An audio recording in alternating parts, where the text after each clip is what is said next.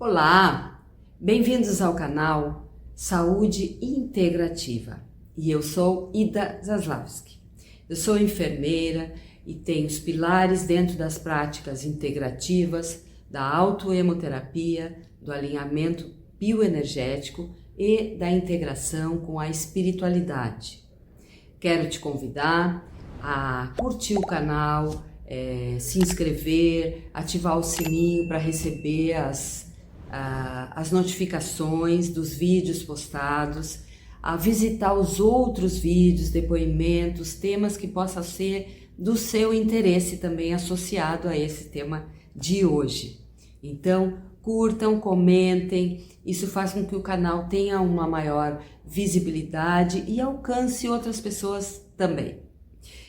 E no dia de hoje, nós temos o tema para falar que foi sugerido pela Eni Gontoff, é minha tia, e ela sugeriu para falar, perguntando se a autoemoterapia tem eficácia na doença do Alzheimer.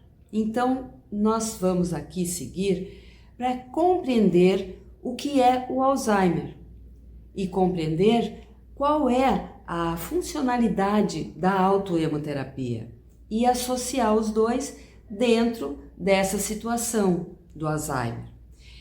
Enquanto a autoemoterapia, enquanto uma atuação nas doenças crônicas ou doenças degenerativas, ela tem uma função importante, tanto de diminuir sintomas, quanto de retardar a progressão da doença. Então só aí a gente já pode associar com a doença do Alzheimer também, porque é uma doença neurológica crônica degenerativa. Então, de forma progressiva, ela vai trazendo algumas situações que associadas vão dando a progressão da doença. Então, é esse tema que nós vamos falar hoje. Então, vamos lá? Bem, a doença do Alzheimer é uma doença neurológica. É uma doença que atinge, partes do cérebro, partes neurológicas, regiões, de acordo com a região afetada, que pode atingir a memória, pode atingir a linguagem, pode atingir basicamente as funções cognitivas, que são aquelas que a gente tem a capacidade de exercer atividades no nosso dia a dia. Então, a doença ela pode ter vários estágios. Conforme os estágios, ela pode ser sinais de que a doença está se apresentando, ela pode já ter uma apresentação, uma manifestação, e ela pode ter um nível mais avançado que pode atingir também movimentos corporais, a sensibilidade aos sentidos, Então pode ir levando até uma certa apatia, a perda da memória recente ou a perda de memória de acordo com o estágio avançado, e também pode levar a pessoa que tem o Alzheimer a ser dependente total. Então aí a gente já pode ter várias circunstâncias que essa doença ocasiona, certo? Então, os cuidados com ela também podem ser preventivos, de combate a evitar a progressão da doença, ou então já em cuidados com a doença em si, como manter regulado o bom funcionamento das nossas funções fisiológicas, para que a pessoa que cuide da pessoa com Alzheimer possa manter um equilíbrio das funções. Então, essa doença a gente pode ir por vários caminhos e já obter cuidados que sejam preventivos ou combativos, que sejam efetivos, Desde os cuidados com as atividades do dia a dia, até os cuidados imunológicos para se manter as funções imunológicas ativas e preservadas. Então, Isso é um momento importante. Agora vamos para outra etapa. A nova etapa que nós vamos falar é como é que acontece, são causas ainda não muito bem identificadas, mas acontece que algumas proteínas do sistema nervoso central, elas podem começar a falhar. E fragmentos dessas proteínas, elas podem causar perdas de neurônios ou então lesão nas regiões onde estão esses neurônios. Então, essas lesões vão levar à diminuição de acordo com o local onde estão essas lesões no nosso cérebro. Mas essas proteínas, os fragmentos dessas proteínas são tóxicos e essa toxicidade leva à lesão, entende? Então, a toxicidade, ela pode ser combatida aumentando a nossa imunidade. Vamos associar a pergunta inicial, a autoemoterapia, tá? Então, a toxicidade, toxinas do nosso organismo podem ser detectadas pelas nossas células de defesa. Então, se está num estágio inicial, a gente pode ainda com a nossa imunidade detectar e limpar a região, ou pode acontecer o avanço progressivo e essa toxicidade levar a lesões, lesões levam a perdas nas regiões afetadas, que é a perda onde tem a memória, onde tem o raciocínio, né?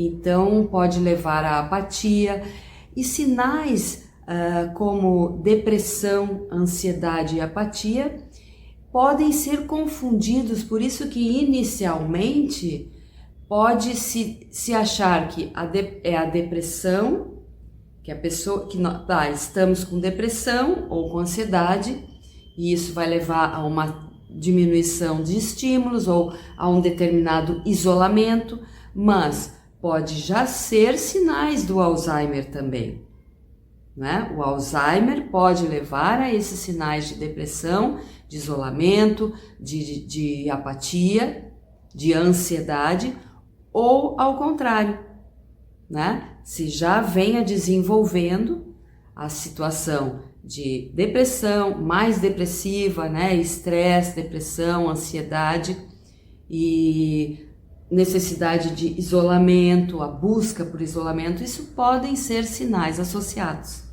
Então, é bom a gente estar sempre prestando atenção na nossa qualidade de vida, na nossa vitalidade, na forma como a gente se relaciona. E aí vem as indicações preventivas, que é manter, né, de todas as doenças crônicas e das doenças degenerativas. Então, na medida do possível, estar com um estilo de vida mais equilibrado vai nos levar a diminuir as complicações das doenças que já se tem instalada ou então a evitar que venham a se instalar de acordo com o estágio e com a qualidade de vida de cada pessoa. Então, o que se indica, né, na prevenção do Alzheimer, como na prevenção de doenças crônicas? Estilo de vida, que seja o estilo de vida de manter-se atividade física regular, manter a estimulação neurológica, a estimulação do raciocínio,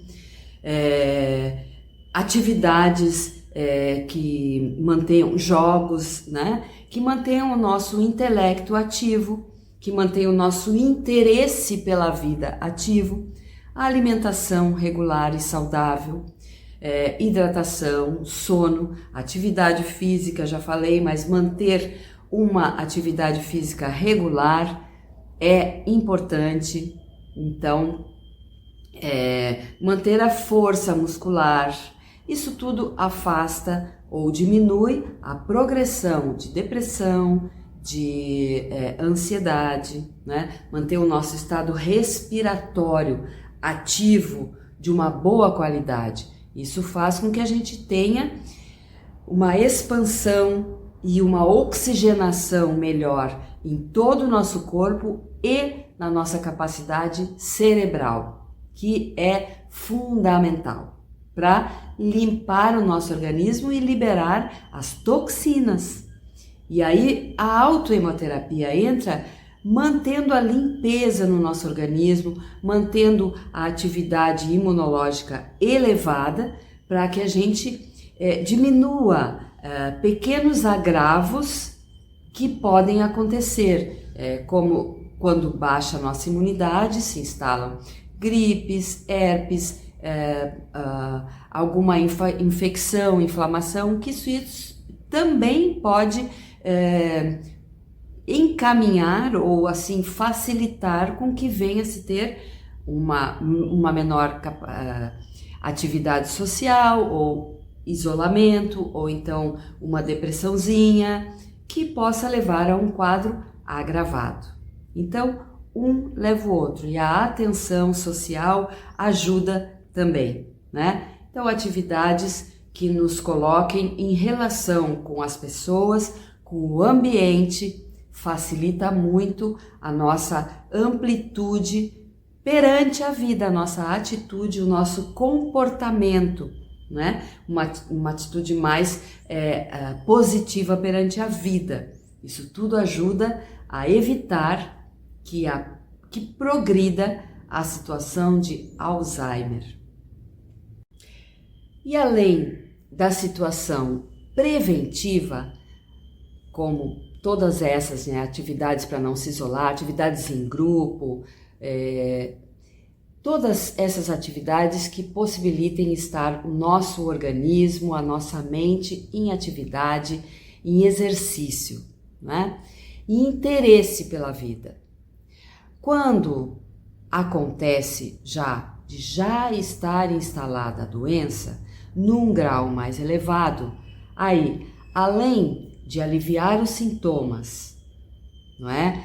Ou então de estabilizar ou retardar a doença em si, nós temos então aquele momento de cuidados, onde a pessoa que tem o Alzheimer, ela pode estar dependente total pela perda da capacidade cognitiva, como já falamos, a capacidade de exercer as funções do dia a dia, as nossas funções diárias, que pode ser ir e voltar, né, na padaria, em algum lugar a pessoa pode perder, né, esse senso de direcionamento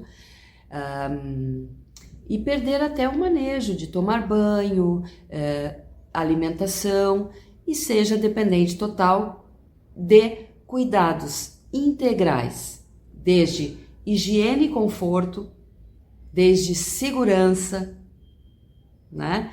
Então aí já é uma situação mais adiantada, onde também é importante preservar o respeito pela pessoa, por toda a história dessa pessoa, né? Se ela entrou num esquecimento de si, numa apatia, ela tem uma história pessoal, né? E também pode ter características que levem a ter algum comportamento. Às vezes a pessoa tem um comportamento mais agressivo, mais violento, né? Ou um comportamento mais alegre, mais neutro, né? Por não lembrar, ela pode ter mais neutro, pode se deixar ser conduzida ou não. E essas pessoas que já são dependentes, elas podem estar também dependentes, mas com atividades que façam sozinhas, sendo bem orientadas. Ou então já estar num estágio bem apático, acamadas. Então aí já é um outro grau mais avançado da doença. E sempre é bom o estímulo sensorial, sabe? Como toques, massagem. A pessoa que cuida precisa ter muita paciência, carinho, não é? Para que o estímulo sensorial possa acontecer, tocar, pentear, com calma, com tranquilidade, para diminuir a ansiedade, né? Ou para que tenha-se um conforto, uma segurança. Se a pessoa é acamada, precisa exercitar, ajuda para movimentar os pés, para não deixar aquela situação em que vai atrofiando a musculatura. Então aí já existem muitos cuidados com essa pessoa, né? Com todas as pessoas que já têm uma doença crônica avançada. Então a gente vai desde um estágio mais suave, de iniciar sintomas que se possa detectar, até estágios mais avançados, acamados, ou mais estágios bem avançados mesmo, né? E esse seria então a situação de se ter muita paciência, de se ter respeito por essa pessoa, né? De se trazer um afeto por essa pessoa. Então, a autoimunoterapia, como todas as práticas integrativas, o reiki, né? O toque é muito bom, porque leva a uma capacidade sensorial, a um estímulo neurológico também, não é? O quanto mais a gente puder preservar ou estimular a capacidade intelectual dessa pessoa, melhor, né? Lembra que as lesões podem afetar, né, a parte do raciocínio, a parte da intelectualidade, a parte da memória. Então, o quanto mais se puder estimular essa pessoa, melhor. E a autoimunoterapia é um estímulo, uma alavanca para que a imunidade esteja estimulada e melhore o potencial de vitalidade do nosso organismo. Então, essa pessoa que tem o Alzheimer ou que tenha a doença crônica ou que faz uso de algum medicamento que possa afetar alguma outra área do organismo que não seja a área afetada pela doença, a autoimunoterapia pode ajudar muito, sim, a diminuir efeitos colaterais, né? Então, é seguro sempre usar a autoimunoterapia, porque ela é com o uso do próprio sangue da pessoa, ela não tem nenhuma química associada que vá fazer com que o organismo reaja, entende? Ela é um estímulo imunológico. A imunidade estando elevada vai fazer com que os detectores, o radar do organismo para elementos estranhos ou tóxicos, possa estar atento e direcionado aonde está essa toxina. E a proteína que atinge o Alzheimer é uma toxina, porque leva a fragmentos que são tóxicos ao cérebro e à região afetada. Então aqui eu deixo aqui a mensagem de que a autoimunoterapia é segura, é muito eficaz para pessoas que tenham Alzheimer, desde os mais simples sintomas até os mais avançados. E agradeço por espero ter contribuído, não é, com a questão trazida pela Eni, que não tinha uma situação específica, mas tem até pelo nível espiritual, da espiritualidade dela, né, da tua espiritualidade, eu sei que tem um cuidado mais amplo a nível social. E isso afeta, sim, afeta a pessoa, afeta a família, afeta o afastamento social, num âmbito dentro da social, da comunidade, que essa pessoa deixa de contribuir. Então, agradeço aqui a oportunidade, desejo a todos paz, amor, um brilho no olho, um potencial de vitalidade que nos leve ao interesse pela vida, a estar com as pessoas e levar a nossa luz e estar abertos a receber também a luz dos outros. Então, paz e muita união para todos.